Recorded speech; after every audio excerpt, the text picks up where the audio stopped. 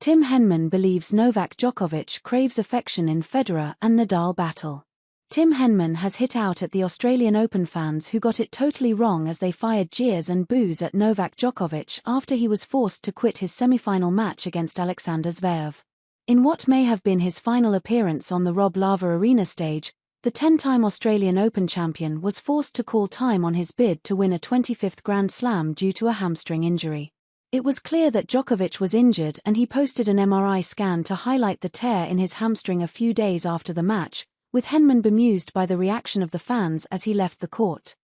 Speaking at a Sky Sports tennis event in London, the former British number one suggested the time has come to show more respect to the most successful male tennis player of all time.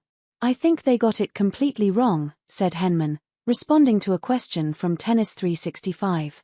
For someone going for their 11th Australian Open title and their 25th Slam, to be the leader in the history of the game, he's clearly in a bad way if he has pulled out after a set.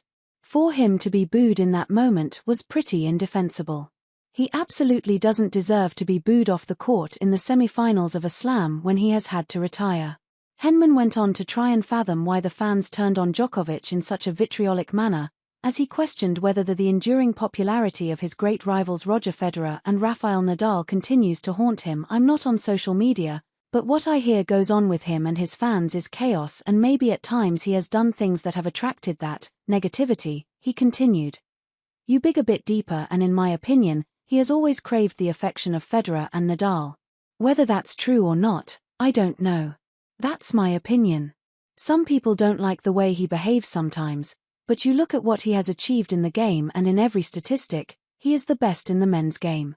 So I find it difficult to debate that. He has got 24 slams, the most weeks at number one, the most Masters 1000s, he's got it all." Henman's Sky Sports colleague and respected broadcaster Jonathan Overend echoed Henman's comments, as he spoke exclusively to Tennis 365.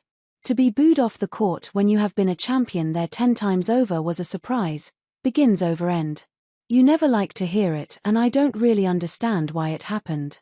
Whether the fans felt they didn't receive value for money or not, is a spurious argument.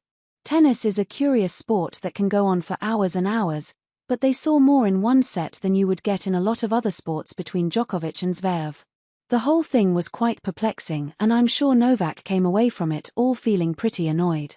Djokovic is expected to be out for up to 2 months with the hamstring problem he sustained in Melbourne, so he is unlikely to return to action until the European clay court season gets underway in the spring.